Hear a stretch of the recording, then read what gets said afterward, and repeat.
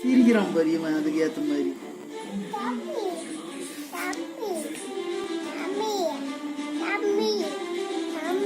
கொஞ்சம் கொஞ்சமாக கிட்ட வந்து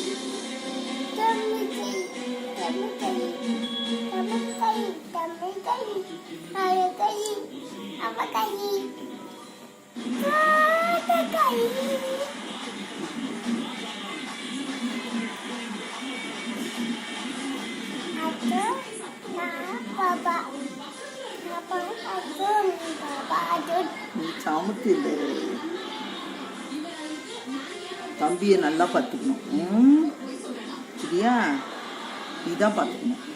ஓகே?